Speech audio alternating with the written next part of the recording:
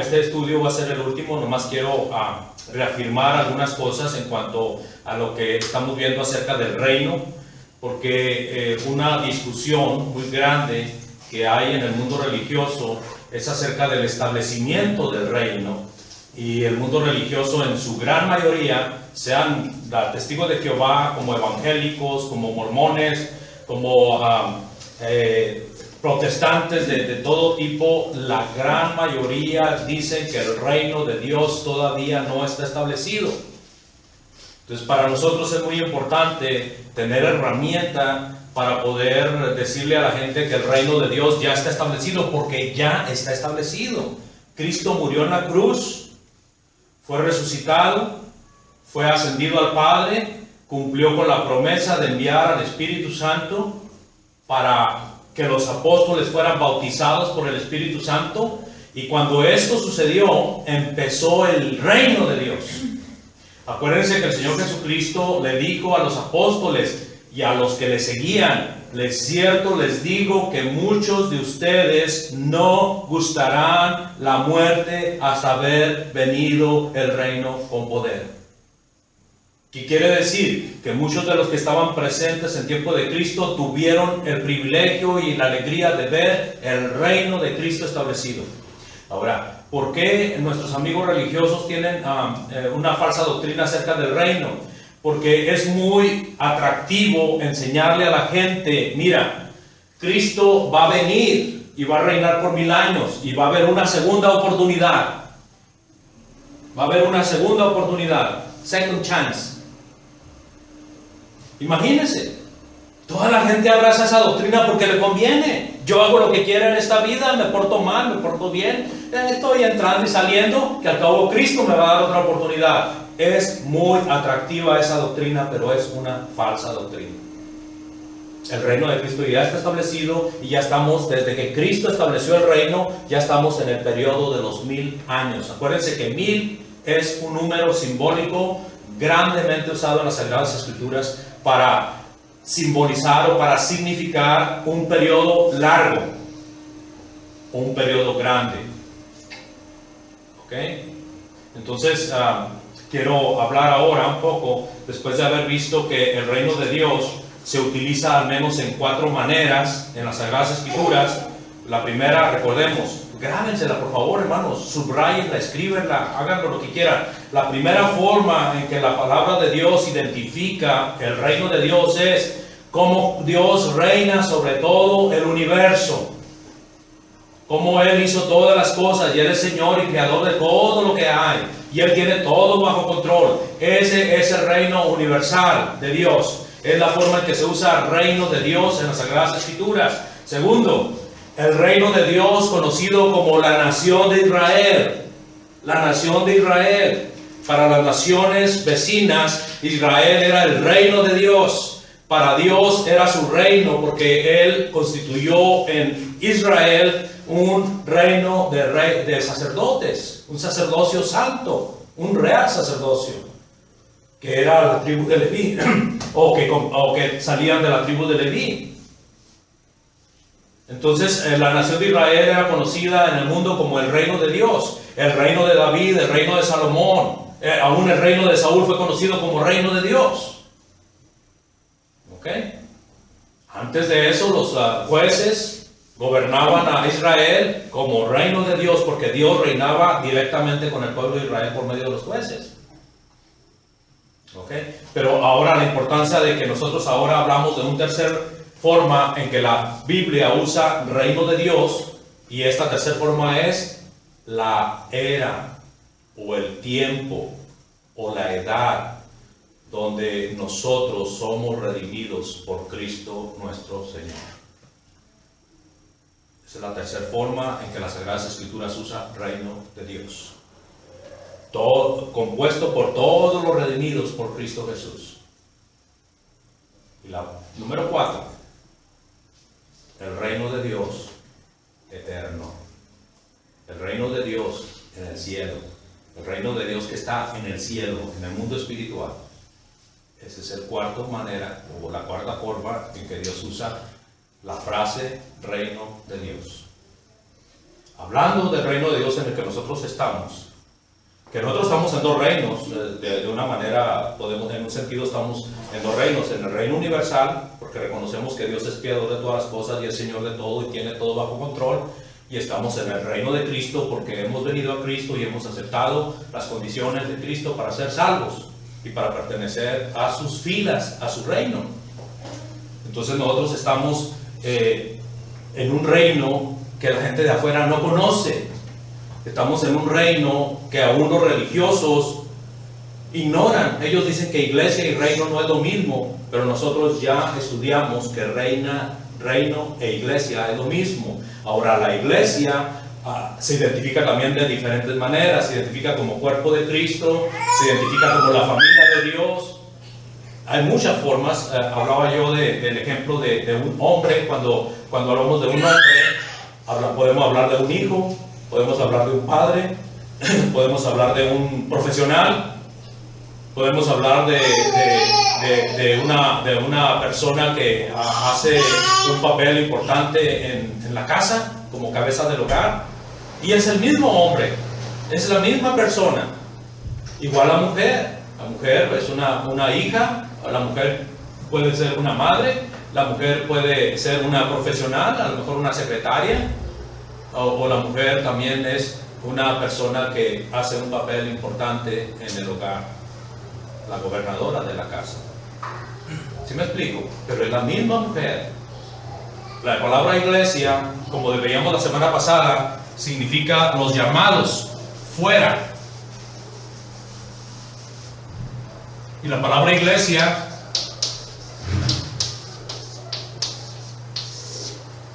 se usa también como el cuerpo de Cristo.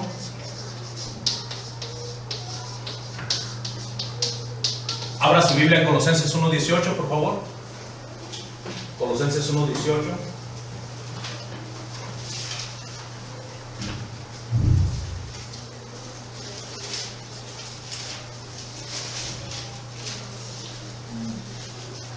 Y Él es la cabeza del cuerpo, que en la iglesia, el que es el principio y el primogénito de entre los muertos, para que en todo tenga la preeminencia. Así es. Cristo es la cabeza. ¿Y qué es el cuerpo? La iglesia. La iglesia, el cuerpo de Cristo. En Efesios 5, por favor, Efesios 5.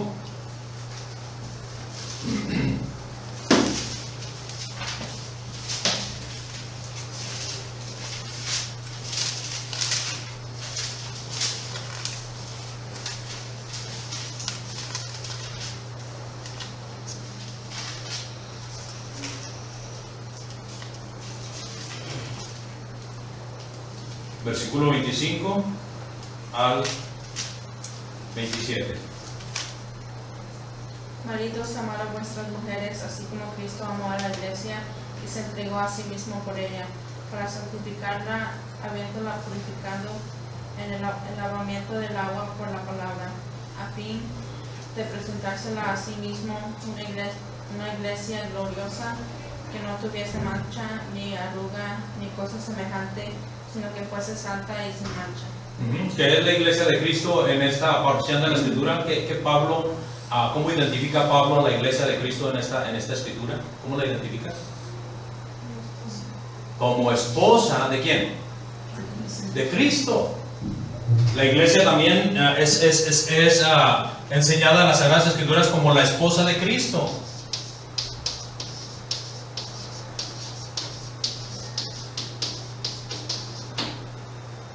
Y hay otras escrituras que mencionan a la iglesia como la familia de Dios, como la casa de Dios, y podemos buscar muchas cosas acerca de cómo la iglesia es identificada en el Nuevo Testamento. Entonces, el reino de Dios, que es la iglesia, también se identifica de algunas maneras en el Nuevo Testamento. Hablando como reino de Dios, vamos a enfocarnos un poquito a eso, porque el punto que yo quiero enfocar en esta noche es el valor que le damos al reino de Dios.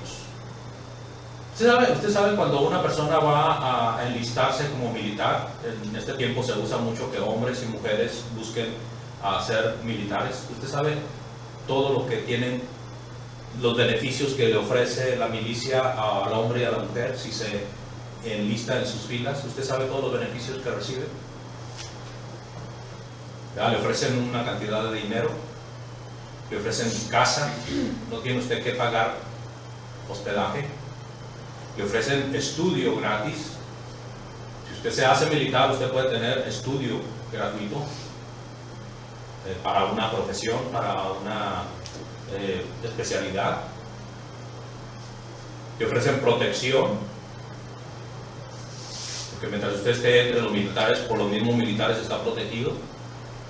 Le ofrecen un plan de retiro.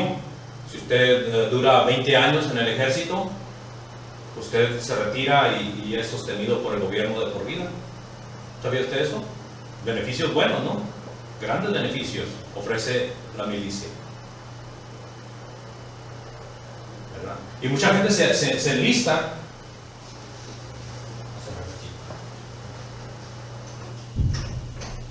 Mucha gente se afilia o se enlista al servicio militar con el propósito de recibir estos beneficios y de que a la hora de su jubilación, a la hora de su retiro, pues ya no se preocupe por dinero, porque el gobierno le va a estar dando su dinero cada mes o cada 6 meses, no sé cómo lo reciben, pero le va a estar sosteniendo de por vida. ¿Okay? Ahora, si nosotros tuviéramos que solicitar algún servicio, este es otro servicio también que ofrece la milicia, ofrece atención médica gratuita. Pero si nosotros vamos a solicitar un servicio en un hospital, en una clínica, nos va a costar dinero, ¿sí o no? Si nosotros queremos estudiar una carrera, en una universidad, en el colegio, vamos a pagar miles de dólares, ¿verdad? Si nosotros queremos tener una protección, ¿verdad? Tenemos que pagar personas que nos cuiden. Si nosotros quisiéramos tener un beneficio de por vida, tenemos que trabajar duramente en alguna empresa y tener un plan de retiro a fin de obtener estas cosas. El gobierno se le ofrece todo eso, se lo ofrece en un paquete. Ahora, en el reino de Dios hay beneficios mayores que los que le he dicho. La gente busca los beneficios que yo le he dicho, los busca la gente, los quiere la gente. Especialmente yo me doy cuenta en la cultura americana, si una persona ya de mi edad no tiene un plan de retiro, se ve así como una persona, pues, ¿qué pasó contigo? ¿Por qué no tienes un plan de retiro? Como algo fuera de lo normal. En nuestros países latinos no es tanto todavía, porque nosotros vamos un poquito atrás. Pero en Estados Unidos, y me imagino que en Europa, la gente siempre está tratando de hacer un plan de retiro para tener una vejez tranquila. ¿Estamos de acuerdo? En el reino de Dios, amados hermanos, se ofrecen beneficios mucho mayores que los que les he dicho, y la gente no los está buscando. La gente no los quiere. La gente en su mayoría rechaza los beneficios en el reino de Dios. ¿Qué valor le damos nosotros al reino de Dios? ¿Qué tanto nos interesan los beneficios que se obtienen en el reino de Dios? ¿Realmente estamos preocupados por recibir los beneficios del reino de Dios? ¿Realmente nos ha interesado? ¿Hemos buscado, hemos indagado, hemos escudriñado cuáles son los beneficios en el reino de Dios? Nos preocupa la lectura bíblica, nos preocupa la oración, nos preocupan los estudios bíblicos para aprender y estar seguros de lo que estamos haciendo es correcto y es mejor que muchas otras cosas que se buscan en el mundo. ¿Qué valor le damos al reino? ¿Qué tanto vale para nosotros el reino de Dios? qué preocupación tenemos nosotros por estar bien en el reino de Dios. Porque un militar tiene muchos beneficios, pero si está mal en el servicio militar, si su, ¿cómo se dice? Si su historial es negro, no va a obtener beneficios. Un estudiante flojo, perezoso en una universidad, aunque esté pagando dinero en la universidad, si es perezoso, si es flojo, no va a obtener su diploma o su certificado. No lo va a obtener. ¿Estamos de acuerdo? Nosotros estamos en el reino de Dios. Nosotros tenemos que aprender a darle valor al reino de Dios, porque si no, aunque estemos en el reino de Dios, que nosotros estemos diciendo yo estoy en el reino de Dios, al final del tiempo nos vamos a dar cuenta de que el Señor va a decir, apártense de mí. Hay un caso hipotético que las Sagradas Escrituras presentan, donde el Señor está en pleno juicio y está apartando a los cabritos a su izquierda y a las ovejas a su derecha. Y de repente unos de los que están siendo apartados para la izquierda le dicen, Señor, ¿por qué? Si todas las cosas que hicimos, las cosas que hicimos en el mundo, nosotros lo hicimos en tu nombre.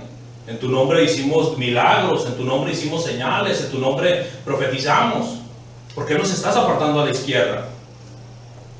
Y el Señor les dice, porque no hicieron la voluntad de mi Padre, apartados de mí. Un caso hipotético, se llama hipótesis porque esto es un caso que se presenta como una ilustración de lo que va a pasar, o de lo que puede pasar. En Mateo capítulo 7, por favor. Mateo capítulo 7.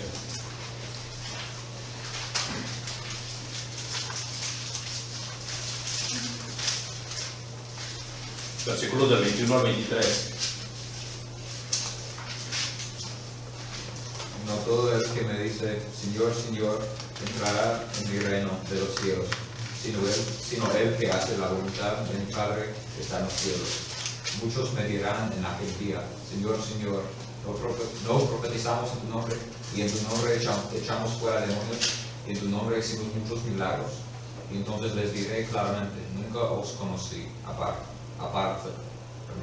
apartaos de mí, hacedores de iniquidad. ¿Qué pensaba aquellas personas que están delante de Jesús? Pensaban que eran parte del reino. ¿Estamos de acuerdo? De parte del reino en la tierra, por lo tanto tenían acceso al reino eterno, al reino de los cielos. Ellos pensaban eso. Pero cuando están frente al Señor, el gran juez, el Señor dice no. ¿Sabe por qué no? Porque estas personas, aunque hicieron muchas cosas en el nombre del Señor, no hicieron otras. No hicieron otras que eran sumamente importantes. El decir que yo hago milagros o que hago todo en el nombre del Señor no meramente quiere decir que yo sea un siervo fiel de Dios. ¿Okay? Y el Señor les dice no le dieron valor al reino, porque no hicieron nada. ¿Qué es la negativa del Señor? Dice el Señor, y entonces les declararé, nunca os conocí, hacedores de maldad. Pero la negativa del Señor es, no todo el que me dice Señor, Señor entrará en el reino de los cielos, sino el que hace la voluntad de mi Padre que está en los cielos. Nosotros podemos hacer muchas cosas por Dios, pero si no hacemos la voluntad de Dios, de nada nos sirve. Estudiando el martes con una persona, le estamos hablando acerca de la música instrumental. Y le comentaba yo del caso de que aún hermanos en Cristo ahorita se lamentan de que en décadas pasadas, a mediados del siglo pasado, aceptaron música instrumental en su servicio, pero ellos decían, un piano está bien, en la iglesia está bien un piano, o una guitarra, está bien, no hay problema. Y metieron esos instrumentos en la iglesia, a mediados del siglo pasado y ahorita en la actualidad están enfrentando de que jóvenes o generaciones que vinieron después están metiendo a batería, están metiendo a guitarra eléctrica, están metiendo música estridente. ¿Saben lo que es una música estridente? La música estridente es la música que hace mucho más ruido que la música bonita, clásica, una guitarrita o un piano. La música estridente es la música que hace demasiado ruido. Ahora, va una pareja de hermanos a reunirse a una iglesia donde no se usan instrumentos mecánicos. Y la queja de ellos era, estamos buscando dónde reunirnos porque ya no aguantamos donde somos miembros. ¿Cuál es el problema? El problema es que no hemos podido detener a los jóvenes de que dejen de meter tanto instrumento musical a la iglesia. Nosotros en el siglo pasado aceptamos un piano en nuestra iglesia, pero ahora ellos quieren meter toda clase de instrumento a la iglesia. Entonces el predicador que los estaba recibiendo le dice, ¿el problema cuál es? Pues que ellos están metiendo una música demasiado ruidosa que para nuestros oídos no es buena. Ustedes les dieron permiso a ellos de meter música estridente. No, nosotros nunca les dimos permiso. ¿Sí? Porque la misma autoridad que tienen ustedes para haber metido un piano a la iglesia es la misma autoridad que los jóvenes tienen para meter cualquier clase de instrumento musical. Y entonces los hermanos, ¿cuál autoridad? Ni una autoridad. Ni una autoridad. No tenían, la palabra de Dios no da autoridad para meter un piano a la iglesia. Por lo tanto, tampoco autoriza cualquier otro instrumento mecánico. Pero cuando alguien dice, puedo meter un piano, entonces los otros dicen, ¿por qué nosotros no podemos meter esto también? Y entonces, platicando a esta persona, dice, es que yo no veo que la música instrumental sea mala en el servicio a Dios. Le digo, es mala en el aspecto de que el servicio a Dios en la iglesia no se hizo con instrumentos mecánicos. Entonces ella me dice, pero ¿dónde dice que no se usen instrumentos mecánicos? La persona espera ver que Dios diga, no hagas esto, no hagas esto otro, no vayas a meter esto, no vayas a meter esto. Pero el asunto es que Dios nos dice cómo hacerlo. Nosotros tenemos que hacerlo como dice Dios y no tenemos que esperar una lista larga de cómo no hacerlo. ¿Entendemos esto? El ejemplo clásico. Manda a la mamá a su hijo a la tienda y le dice, cómprame, ve a traerme un litro de leche para merendar. Y le daba un billete de $10. El niño regresa con la leche y regresa con las bolsas del pantalón más grandes. Y la señora le dice, dame la leche y dame el cambio. Dice, ¿cuál cambio, mamá? ¿No te sobró cambio? No, mamá. ¿Por qué no? Si la leche cuesta $4 y yo te di 10. Sí, pero es que compré chocolates, dulces, chicles, caramelos. Mijo, pero si yo te mandé a traer leche. Y el niño le va a decir, pero tú nunca me dijiste que no comprara lo otro. ¿Es justificado lo que el niño está haciendo? No es justificado. Asimismo, no nos justificamos nosotros cuando Dios nos dice, hagan esto. Y nosotros decimos, pero nos dice que no lo hagamos así. Ejemplo clásico. Nadab y Abiú, Levítico capítulo 10, versículo 1 y 2. Nadab y Abiú, sacerdotes de Dios, ofrecieron fuego extraño, quiere decir fuego que Dios no mandó, y vino fuego y los consumió, y murieron. Ellos, como sacerdotes, tenían el permiso de ir a sacar fuego de lo que se ofrecía en el altar para ofrecer ellos el incienso, pero ellos prefirieron hacer un fuego diferente, una lumbre diferente, y Dios los mató en el instante. Por eso vamos a leerlo, por favor, aunque lo hemos leído, ¿verdad? Por si acaso usted no recuerda esto o no lo ha ubicado. Está en Levítico capítulo 10, versículo 1 y 2, por favor.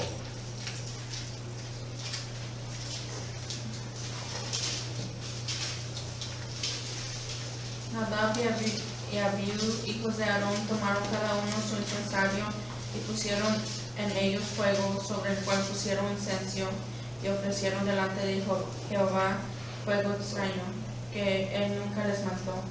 Y salió fuego delante de Jehová, y los quemó, y murieron delante de Jehová. ¿Se fijan?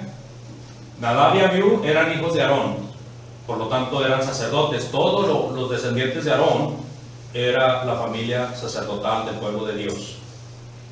Eran sacerdotes. Tomaron cada uno su incensario. Para el sacerdote le era ordenado tomar el incensario y ofrecer incienso a Dios. Y pusieron en ellos fuego extraño, o pusieron fuego sobre el cual pusieron incienso y ofrecieron delante de Jehová fuego extraño que él nunca les mandó. Y salió fuego de delante de Jehová y los quemó y murieron delante de Jehová. Dios les había dicho de dónde sacaran brasas para el fuego, para el incienso. Dios les había dicho, pero no les dijo, hey, no lo vayan a hacer como ustedes quieren. No vayan a decir, es que el mezquite hace mejor brasa. O no van a decir, el cedro se ve más bonito cuando está prendido.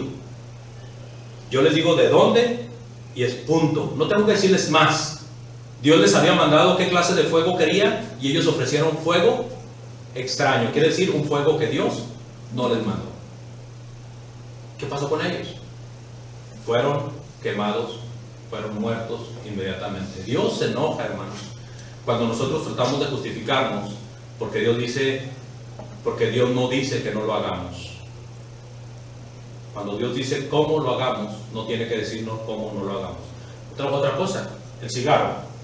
¿Me puede dar un versículo en la Biblia donde dice que no fumemos? No smoking. Un versículo en la Biblia que diga que no fumemos. No lo hay. ¿Usted aceptaría que un hermano en Cristo que está predicando la palabra de Dios sea un fumador? ¿Aceptaría eso usted? ¿Por qué no? Si Dios dice que no, nunca dice Dios que no fume.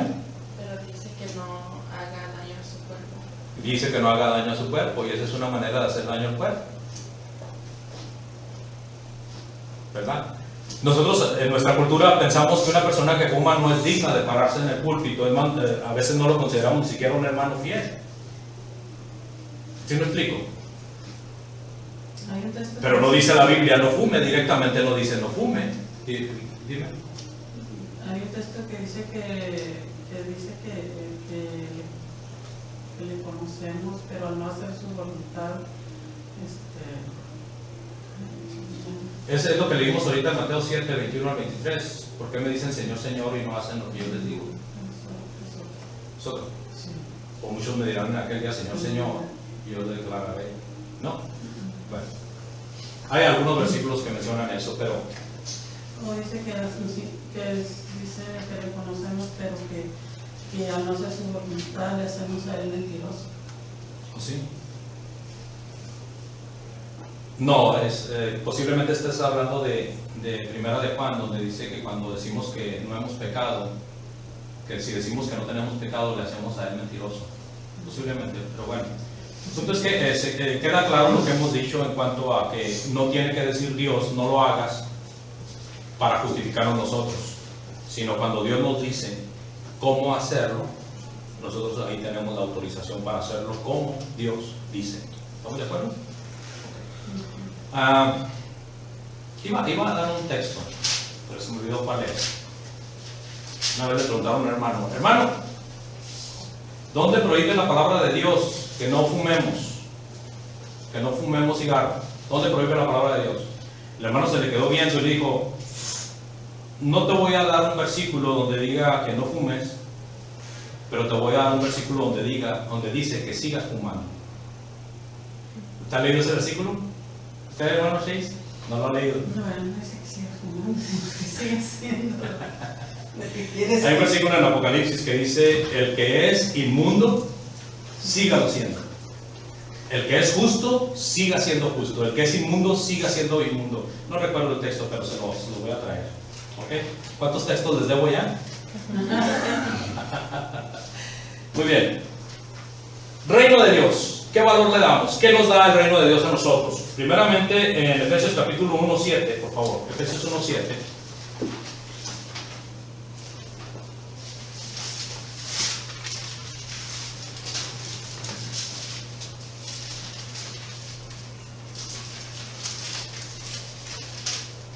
Efesios capítulo 1, 7.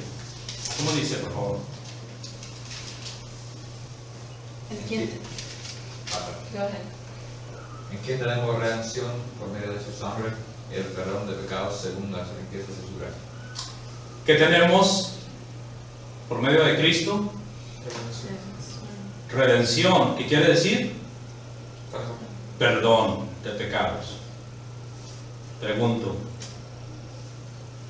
¿ha estado usted en alguna compañía o ha hecho aplicación a alguna compañía donde le ofrezcan como prestación el perdón de pecados? Nadie puede perdonar pecados. Por eso nadie lo ofrece en los trabajos. Pero en el reino de Dios se ofrece el perdón de pecados. Dígame usted, ¿tiene algún valor el perdón de pecados? ¿Se puede comprar el perdón de pecados con dinero? Ni con miles de dólares, ni con un cuarto lleno de dinero. Con oro, con plata, ¿se puede comprar el perdón de pecados? No, señor. No se puede comprar. Lo único que pagó el precio del perdón de pecados fue la sangre preciosa de nuestro Señor Jesucristo. Y eso no tiene valor que nosotros podamos pagar con dinero. Una prestación, un beneficio que nadie puede darnos y que solo lo obtenemos cuando somos parte del reino de Dios. ¿Valoramos eso?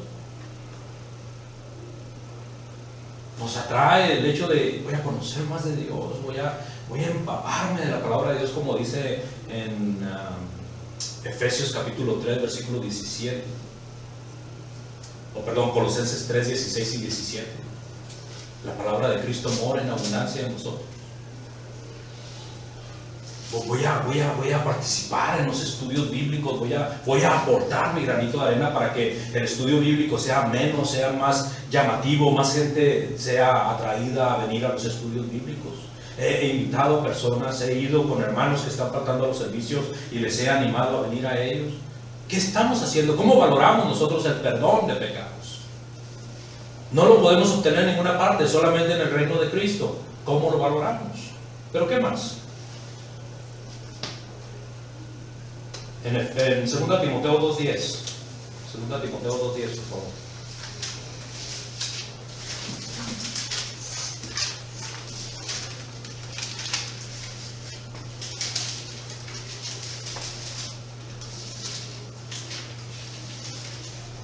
Segunda Timoteo 2.10, ¿cómo dice ahí? Por tanto, todo lo soportó por amor de los escogidos, para que ellos también obtengan la salvación que es en Cristo Jesús con gloria eterna. El apóstol Pablo está hablando del trabajo de un buen siervo del Señor, de un buen soldado en el reino de Dios, y está aconsejando a Timoteo de que él sea un buen soldado en el reino de Dios, y está poniendo el ejemplo de lo que él ha pasado, y dice, por tanto todo lo soporto por amor de los escogidos. ¿Qué pasó con esos escogidos? Para que ellos también obtengan la salvación que es en Cristo Jesús con gloria eterna.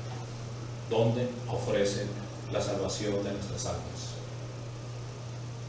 ¿Dónde es el lugar donde se ofrece la salvación de nuestras almas? ¿Quién ofrece la salvación de nuestras almas? ¿Alguna compañía? ¿El ejército militar? Solamente Cristo. Solamente podemos permanecer en la salvación estando en el reino de Cristo, sirviendo al Señor como buenos soldados. Como buenos soldados. Fíjese el versículo 3. Versículo 3, por favor. ¿Quién usted lee? Versículo 3 y 4. ¿De Timoteo?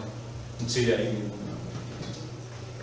Tú pues sufre piedades como buen soldado de Jesucristo. Ningún que milita se enreda en los negocios de la vida en fin de agradar a aquel que lo toma por soldado. Sufre penalidades, ¿verdad? O sea, sufre castigos por ser soldado de Cristo.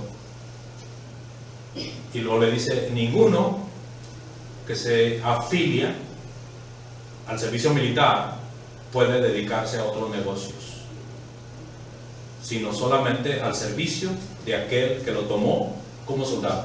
Esto es en el mundo secular. En el mundo espiritual es lo mismo. Si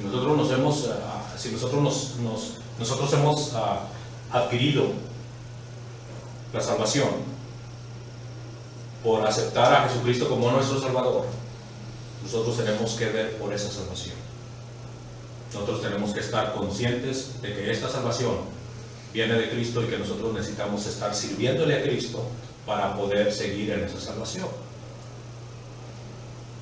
El problema número uno de la mayoría de nosotros, los seres humanos, es que le damos tanta importancia a esta vida y le damos un segundo lugar a la vida eterna. Ese es el problema número uno. Si nosotros le diéramos el valor real a la vida eterna, nosotros nos preocuparíamos menos por esta vida secular. No sé si me expliqué. La gente de Dios, los fieles de Dios, tienen en su mente bien claro que nuestra ciudadanía está en el cielo. O sea, somos salvos y estamos esperando que Dios nos reciba en el cielo. Personas tienen en segundo lugar todo lo que es de la tierra. En la tierra hay cosas buenas, hay cosas correctas, pero aún así están o deben de estar en segundo lugar. Por ejemplo, nuestra familia, nuestro cuidado para los nuestros, es correcto, pero todo lo bueno de la tierra debe de estar aún en segundo lugar a comparación de nuestra preocupación por estar dentro del reino de los cielos.